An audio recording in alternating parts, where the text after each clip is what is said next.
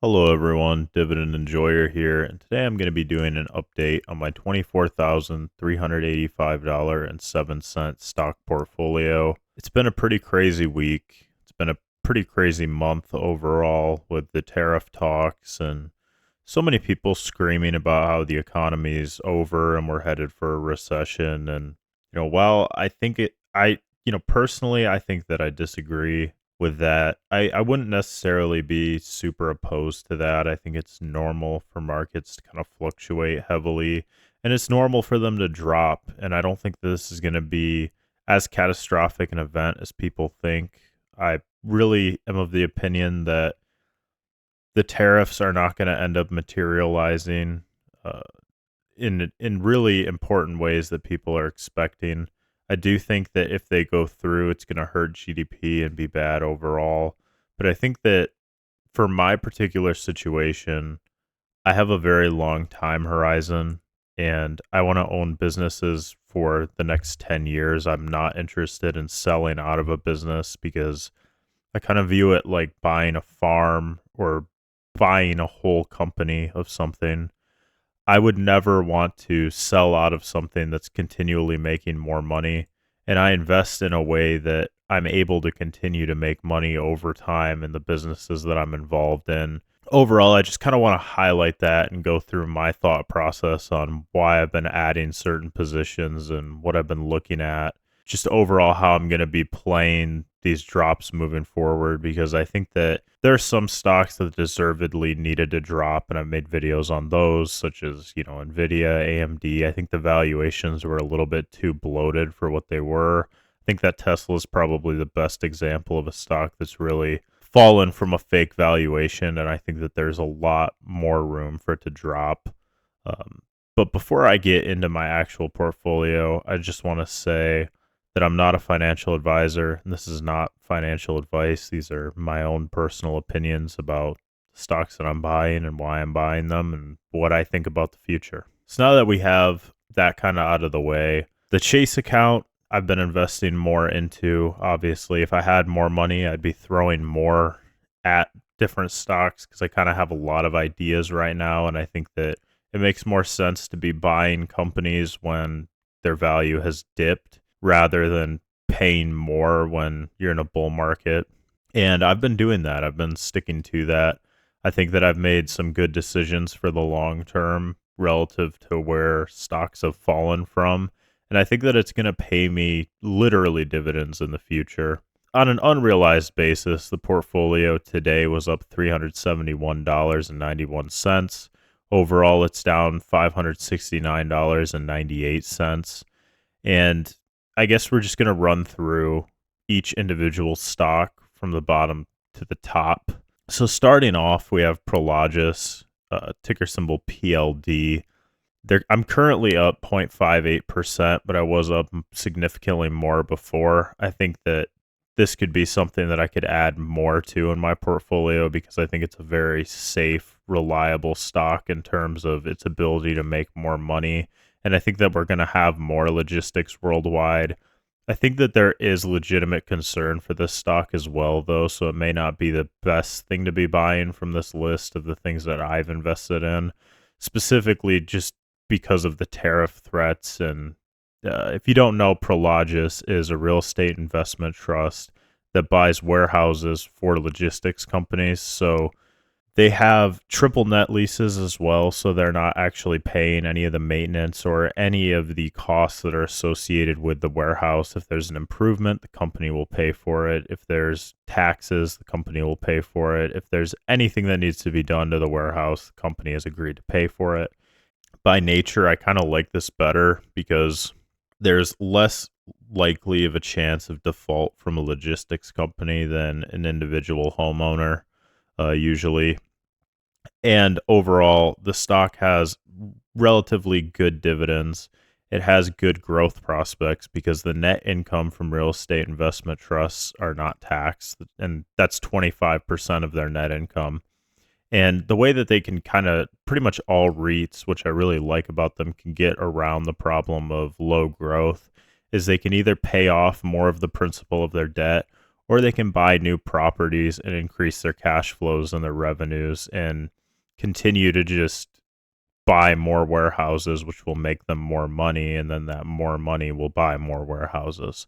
So overall, I think that long term this is going to be a very good buy. I just don't know if the actual amount of logistics demand is going to increase now that we're kind of moving away from globalism in a lot of different ways. So I think that that could be a legitimate thing that could hurt this company, and I haven't really done enough research to give a definitive answer on that. Next up, we have a new addition to the portfolio.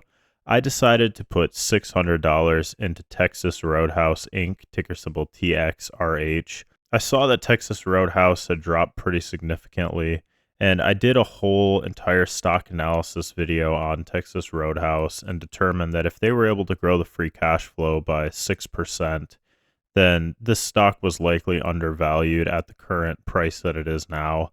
I think that this is one of the highest quality, best growth outlook restaurant stocks that you could get involved with. And I think that it's going to be something that's really going to continue to grow over time. And I really got very lucky with this dipping as low as it did, because usually you have to pay a higher premium in terms of a PE ratio to get into this stock. And it's really gotten a lot of traction lately. And like I said, I have a long-term horizon. This stock does pay a pretty decent dividend for what I got in at. I believe it's 1.61%. And they've been able to grow the revenue and the free cash flow pretty consistently. And I think the fundamental thing, if you're going to look at buying Texas Roadhouse, more important than trying to look at the valuation through financial metrics or things like that, is the idea that they're going to be able to continue to sustain the amount of sales that they're currently having and keep those stores running and profitable, and also find new places to strategically place new restaurants. And I think that it's very likely that they're going to be able to do that going into the future. The market cap is relatively low too, which I really like. They didn't have a lot of debt on the balance sheet. I think that management's doing a good job at running this business. I think it's going to be a slow grower, but I really am rooting for this company. I think that it's undervalued, and I think that I got really lucky with this stock because I really do believe that in the long term, this is going to continue to grow uh, exponentially into the future as they're adding more restaurants and increasing that cash flow. They've also announced a lot of share buybacks, which I'm really a fan of. Um, and overall, I just think that it's a good quality stock to be looking at and wanting to get into. And I think it's a really good time if you're thinking about taking a chance on something that's dropped pretty significantly and you have a pretty good thesis about it. I think that times like this, when the stock market is crashing, is when you have a little bit more liberty to take some more risk. And normally I wouldn't look at a lot of restaurant brands, but just from the valuation itself, and also me having the very strong conviction that they're going to be able to open new restaurants and improve their efficiencies, I think that this is a good buy, and I'd like to add more into the future and continue to grow my position in this stock because I think that there's still a lot of growth going forward. And I also think that it's going to get to a point that all restaurants get to where it does become mature and they have optimized place Texas Roadhouse locations everywhere across the United States. And at that point, I will just collect my dividend and begin investing into other companies that I like. Speaking of another company that I really like is Meta, ticker symbol Meta. I'm now down 1.33% on this, and I was up, I believe, 20%. This was my highest flyer, the best stock in my portfolio at one point in the past. And I still really like the stock. I think it's still pretty undervalued. I think that it's very monopolistic in what they do. I think that they understand social media the very best. And I really trust Zuckerberg's judgment in improving the value of the stock. I think that Zuckerberg knows exactly what he's doing. They pretty much have a stranglehold on every type of social media, and they have a lot of data to be able to train AI models. And I think that they're going to benefit greatly from AI that's able to increase the efficiency or just the overall effectiveness of advertising. So I think if they're able to one, make it in house and make their own AI that shows you advertising that's even more custom tailored to what you already like, I think that Meta is going to make a ton of money. But I still think they're going to make a lot of money if someone else does it and implements it into their system. So I'm very bullish on this stock, and I wouldn't be as bullish on this stock if the cash flows were not real and it didn't make sense from a valuation perspective. So I think that this stock is really being overlooked for what it is. It's a very big monopoly that understands user behavior on a level that we have really never seen.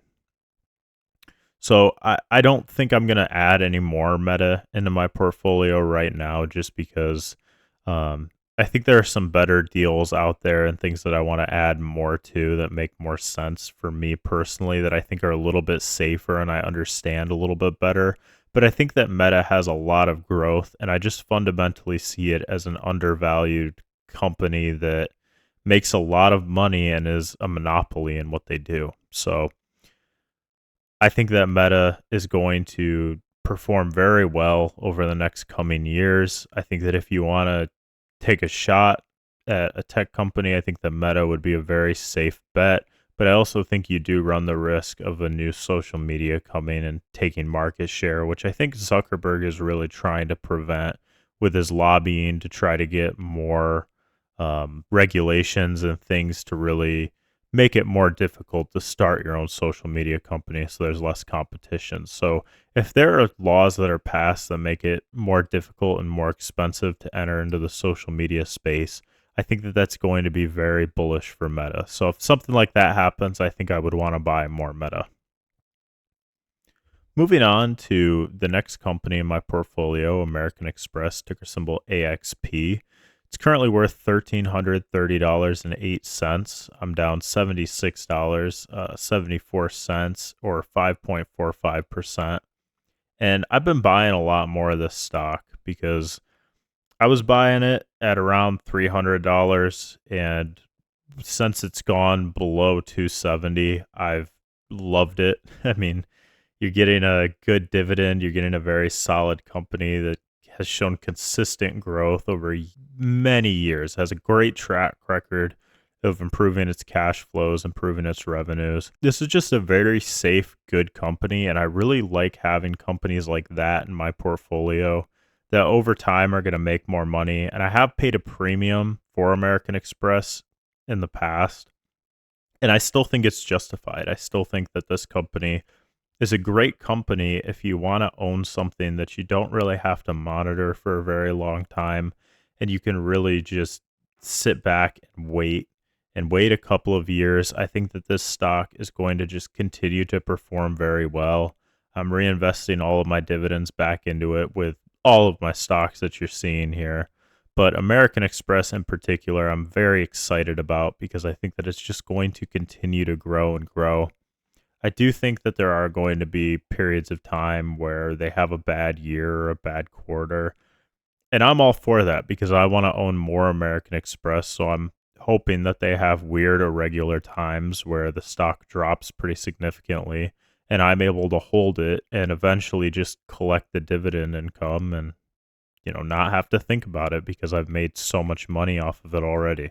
And that's kind of my outlook on American Express. I think that they benefit from network effects where people come in and have the American Express card. And because they have a lot of people in the American Express ecosystem, they make more money.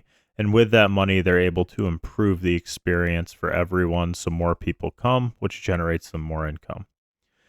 And I think that they have very good management in terms of cutting down their expenses. And I think that this is just the type of company that's going to grow for a very long period of time. Next up, we have Waste Management, ticker symbol WM. This is currently the best performer in the portfolio overall, other than the Webull account, which we're going to move to, but it's kind of a separate thing. Waste Management is up 8.61% or $107.18. The current value is $1,352.44. Now, I do think that Waste Management is still something you could justify buying into here if you want a very defensive stock. But my thesis is that it probably isn't time to buy defensive stocks. I think that the reason you hold defensive stocks is for a kind of a store of value for instances like this where certain other sectors will get hit very hard. And then when those other sectors get hit very hard because of short term uncertainty or because of fear or any other number of reasons that may not actually correlate to them making less money in the very long term, you're going to want to buy those. And that's kind of my thought process on waste management. I really wish I would have bought more of this during kind of the crazy bull runs that we've had, but I don't really want to add any more waste management at this time simply because I think it's more closer to its real value, its fair value. And I think that other stocks on this list are very much undervalued, and I'd want to own more of them going into the future. So for waste management, I think that it's a great stock for me to hold for the rest of my life, and I want to be very strategic about when I'm buying it. If there's not as many opportunities as there are now, I would probably be very seriously looking at waste management because I think it's an amazing company that's doing very well. I really think that this industry is overlooked by a lot of people because it consistently organically grows, and with waste management specifically as a company, they benefit greatly from being able to buy other waste management type of companies and absorbing them and absorbing their routes, taking all their equipment, having their landfills, and they just continue to be able to grow pretty significantly, but very steadily. And they're not, as you can see, they're not really as affected by things like tariffs. A lot of people jump into them at this time, which I think is the wrong move. I think that you want to be not looking at defensive stocks right now because something happened that is making them hold their value because that's the purpose of buying them. The purpose of buying them is almost like an insurance against an event like this. Like if I needed money right now, I could reliably sell my waste management, as you can see, and I'd be getting a gain on that money.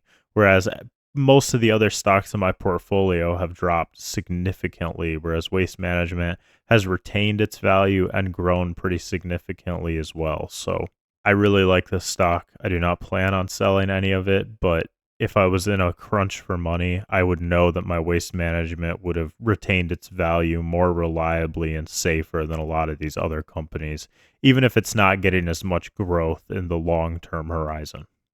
Next up, we have Energy Transfer, ticker symbol ET. And this is actually, overall, if you include the Webull account, the biggest holding in my portfolio. In the Chase account, I have about $1,616.69 worth, and I'm down 4.63% on it. I'm very bullish on this stock for a lot of reasons. I think that it's an amazing company that's inflation proof.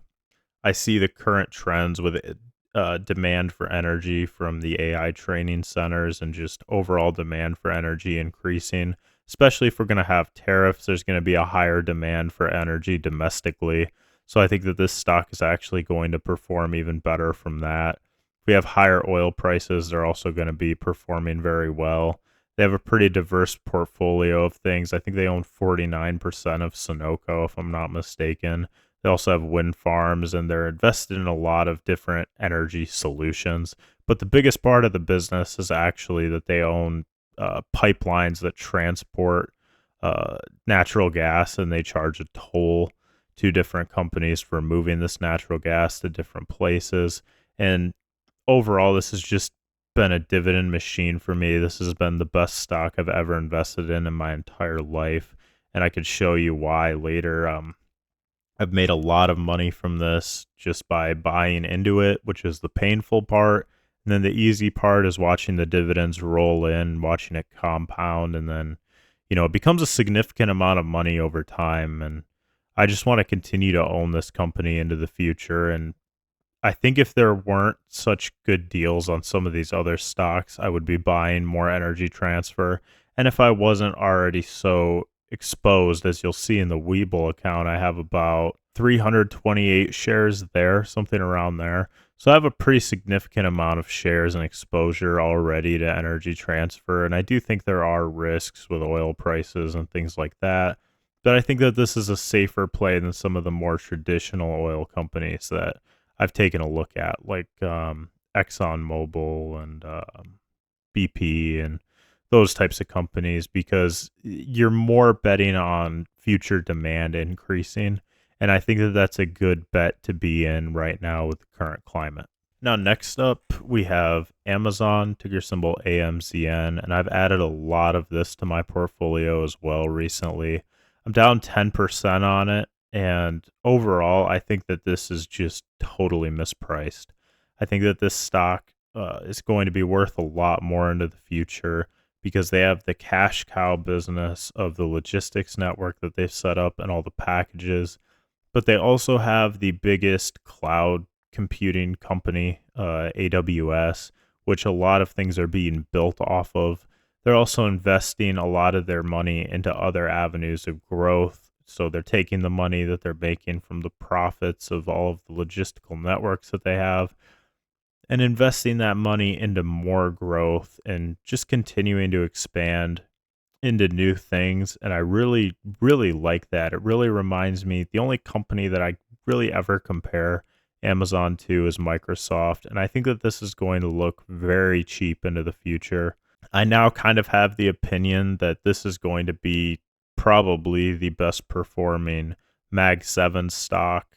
This is Amazon's pretty much the reason why I haven't been buying more Meta, because I think the underlying business is just so fundamental to American life now. I mean, I don't know anyone who doesn't have an Amazon subscription, and they're just using that money to make Amazon have more ways to make money.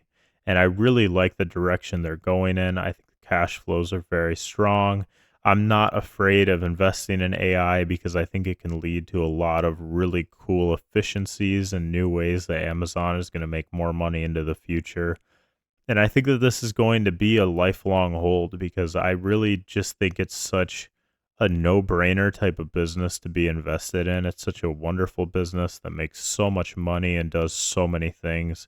And I couldn't recommend this stock enough. I think that this is a very safe, smart play. Now, next up, we have my second biggest holding in the stock I'm down the most in the Chase account and maybe overall. And that's Salesforce, ticker symbol CRM. I'm down 12.86% on this stock. And I've just been buying more of it. I think that Salesforce is really going to revolutionize a lot with their agent force. I think that they're going to be able to help a lot of different companies out with their CRM. And um, I also think that it's very difficult to get out of the Salesforce ecosystem once they're in. And once companies start using it, I mean, they really like it because, for one, it's cheaper than having their own data centers and running their own CRM. And this is the only thing Salesforce is doing. And I really think that this is going to beat out Copilot. I I genuinely think that Salesforce is going to be on the same level as a lot of the Mag 7 stocks in terms of what they're doing and what they're able to do. I think that the growth is just going to continue to happen over time. If you check out specifically just a chart of Salesforce revenue, it's very consistently rising over time. And I had been paying a high premium for that. And I think that you could still probably justify that. I don't think it was a bad decision. And now I'm getting it for even cheaper. So I've been buying more. I'd like to have even more of this stock going into the future because I'm really going to have a lot of regret if this stock explodes upwards and I didn't have more when I could have been more aggressive with buying this stock. Overall, I just think that it's also a network effect type of stock because I think that's important. People who are already on Salesforce ecosystem are kind of stuck there because it's too expensive to get out and they're not going to be able to retain all of the important information that they've been storing on Salesforce software. And because they have these companies that are already there giving them money, they're able to take that money and make better experiences for maybe some smaller companies that might grow more and give them more money as they grow, and to also make things like Agent Force, which I think once it's refined is a very good idea because it's very specific and it solves a really important problem. And if you're not aware of what Agentforce is, it's essentially a software that currently functions to help customer support people be able to be 5 times as effective. So it's not just like an automated system that we see being used currently where it feels like you're talking to a robot. This is a more refined AI version of that. That's goal is to be able to support businesses, to be able to save that money that they're spending in customer support, to be able to grow their own business more. And so they're actually spending less by paying Salesforce to use their agents in different capacities, um, and be able to invest that into increasing their own productivity. And a lot of companies really love Salesforce. And I think that Salesforce is the future of tech. And I love that it's such a specific thing so that they can have their top talent working on improving the business to business just relationships and just the customer relationships. And I think that this is the way that the future's going, and only time will tell if Salesforce will materialize into the amazing business that I think it will be, or if they're just not going to have the kind of growth that people have come to expect from them. I would be fine with lower than expected growth as long as there's still pretty stellar growth into the future because, again, I plan on holding this for a very long time. And its track record has been very solid, and I really believe in the idea personally. Now, moving on to the largest overall position in the portfolio, we have Vici Properties, ticker symbol Vici. Currently, this is up 1.53%, but this is kind of misleading because I've only really put about 5 grand in, and I've gotten paid already $64 in dividends. Vici is a real estate investment trust that owns the most real estate on the Las Vegas Strip, and they mainly just specialize in experiential real estate. This is also triple net leases, kind of similar to Prologis, so um, they have a lot of very big clients that are essentially with Vici, it's a very safe cash flow, and I really think it's the safest real estate investment trust type of company that I could have even bought into because the chance of default is very low unless there's another COVID like situation. And I think that Vici overall is going to, I mean, it's kind of like Prologis where they're going to make a ton of money off of the people leasing their properties, whether it's casino operators or the golf courses that uh, pay them rent or a lot of the different experiential properties that they own. And then they're able to take 75% and pay it to me in a dividend, which I really appreciate. And I'm going to reinvest into Vici. And then they're able to take the other 25% tax free and buy another casino or buy another large building that they can then lease out to whoever and increase their cash flow. And it's relatively very safe. And I think also as interest rates come down, this is going to just be more and more attractive as they're able to refinance. I'm not looking to buy any more Vici for the kind of the reasons I stated before with waste management. And because I've also already put $5,063, if you include the dividend, into Vici. And overall, I think I have a lot of Vici right now, and I'm very happy that I bought it when I did because I was really stressing that on the channel all the time, and I was very confused about it because I really did not understand. With all my valuation metrics, I had this stock valued at around $34, $35, given what I expected them to be able to do. But this stock traded below 30 for a very long time, and that's where I was adding more and more shares. Obviously, I wish I would have just continued to only buy Vici, and this is kind of the weakness of if you ever diversify your portfolio.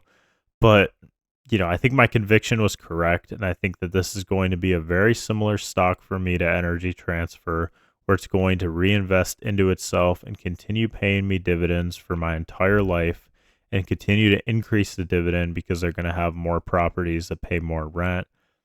I really like this stock. I think that it's very strong, very safe, very defensive, and I think that this is the best real estate investment trust that you can get into. I don't really know if it's necessarily the best time to get into it because it does matter when you buy a stock and what your personal valuation of a stock is. And I just personally think that there are better deals out there. I would rather be buying Amazon right now at the current price that it's selling for than buying more Vici. And I already have a really very large position in Vici, so I think that I'm going to wait until we get back into a bull market to maybe add more, but I am going to be reinvesting the dividends that Vici pays back into Vici. Now, moving on to the Webull account. Currently, the account is valued at $8,247.22. I'm up the entire lifetime of the account, $11,929. This account was originally worth about $40,000, but I started pulling out a lot of my gains because I really just would rather have my money in the Chase account. And at the time, I needed the money.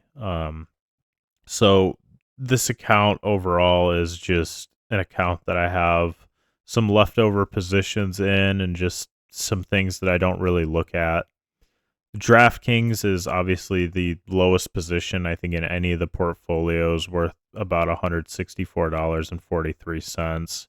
Um, I kept a little bit of this stock, kind of just also for one to track it, and for two because I think there is really good growth prospects in this stock long term.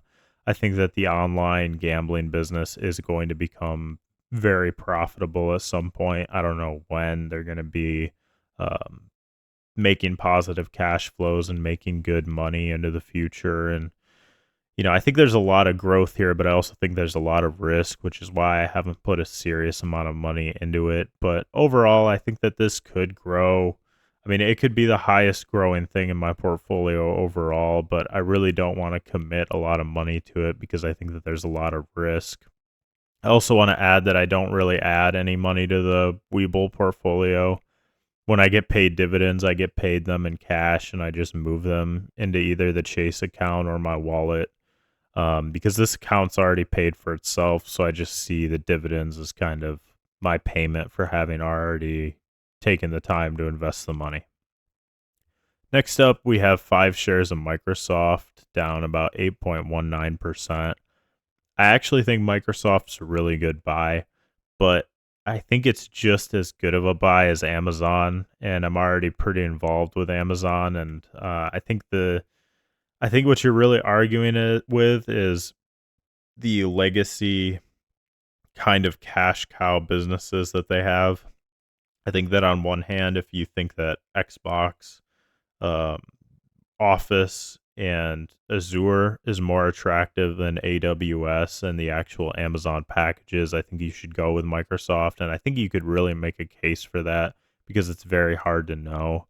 But they're kind of doing the same things as Amazon, obviously not on as big of a scale because Amazon, I feel like, has been much more aggressive with mergers and acquisitions and just investing more into different avenues. And I kind of like Microsoft being more conservative. Obviously, I own some of it, so I want to own the stock into the future. It pays pretty low dividend for the amount of money I have sunk into it, but I'm happy to collect that, $5 and some odd cents every quarter. And I'm just going to hold this for the long term and just keep collecting the dividend because I really think that it is a very strong company and I more just want to hold it out for the long term. Now, again, I have a very large position in Energy Transfer. This doesn't even include the realized gains, but from what you can see here, my average cost was 1170 and I'm up 60% on it. I've been up at times 80%. I got to the point where I think I had made 50% on it. I made enough to where I could cover the initial amount I spent into it, which was around 5 grand. And I just fully sold half just because I wanted to basically cash in the initial investment and just collect the dividends. So this pays me $106.60 every single quarter just to hold it. I never really want to add to this position or sell out of it on Webull. I just want to collect the dividend for basically ever. And I'm already fully ahead on it. I'm very happy with the investment. It turned out perfectly. And I think that that's a very good investing philosophy to get your original money you already put in out, or just to continue to hold and collect the dividend in cash. But I think at some point you really have to have a goal for when you want to collect the money.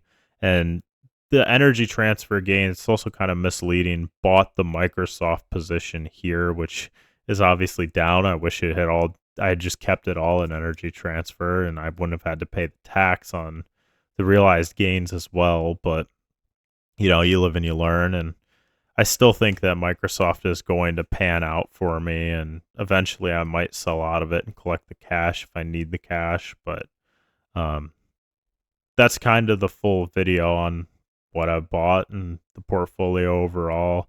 Kind of my thoughts on which stocks I'm adding, which stocks I'm kind of just holding and collecting the dividends. But I've been talking for a while. If you've made it this far, thank you so much. Please hit the subscribe button and let me know what you guys think in the comments section down below. And sincerely, from the bottom of my heart, thank you so much for watching the video. Bye.